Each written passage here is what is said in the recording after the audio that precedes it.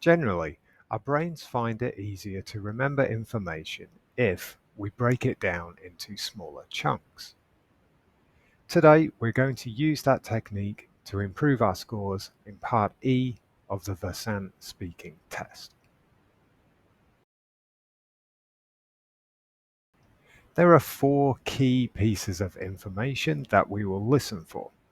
These are names, actions, details, and outcomes.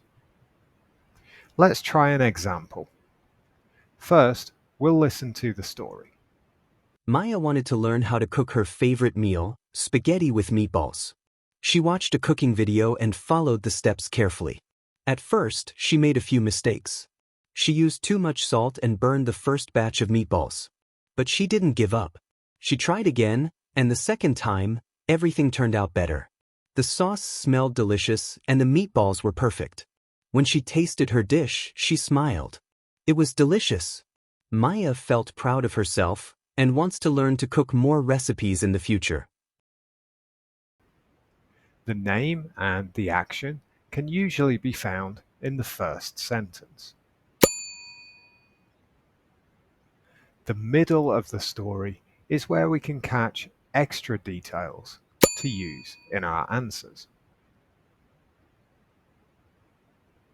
The final couple of sentences will contain the outcome.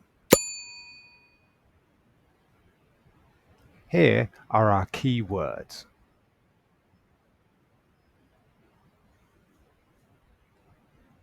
Let's try retelling the story using those key words.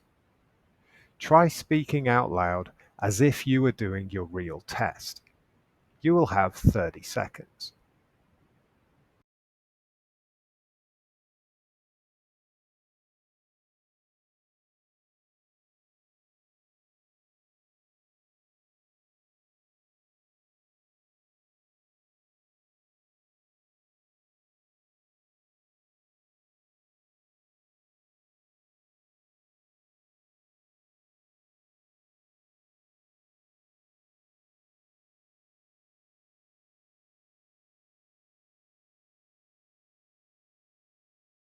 Next, we'll listen to a different story, but this time I won't show the text on the screen.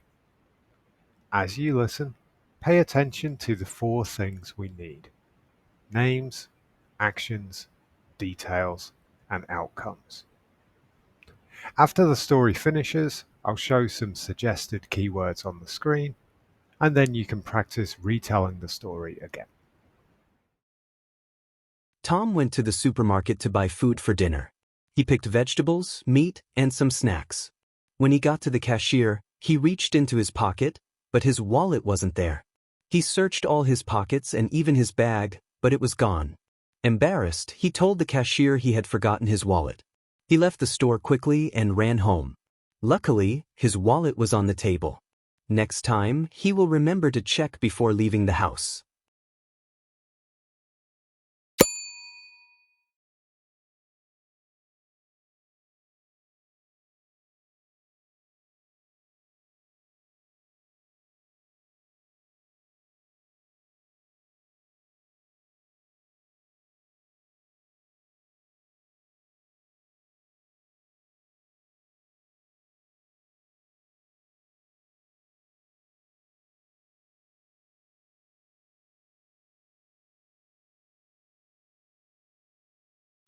If you'd like to check your answer for that story, please check the video description.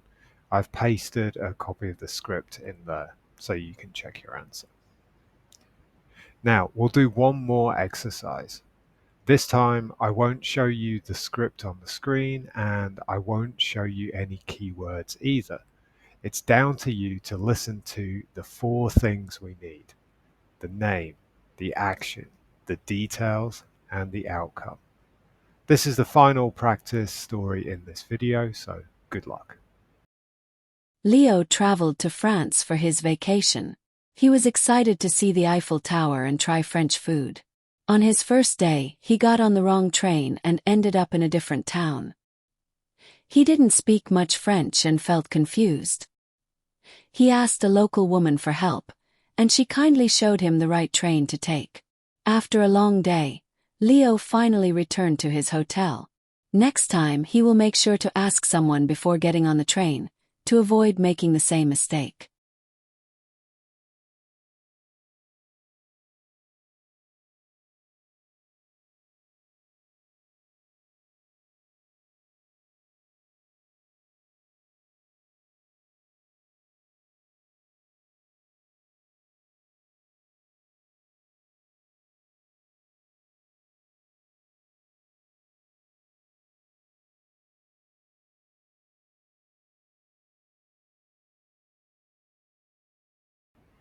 In this video, we have practiced breaking down stories into smaller parts to make Part E of the Versant English test a little bit easier.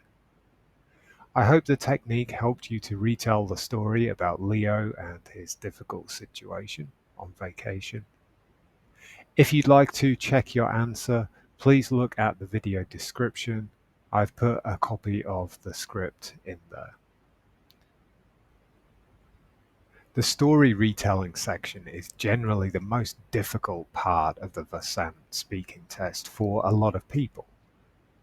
I hope that by using the technique we've practiced in this video, you'll be able to make your test day a little bit easier. If you have any questions or comments, please let me know in the comments section. Thank you for watching, and good luck for your test.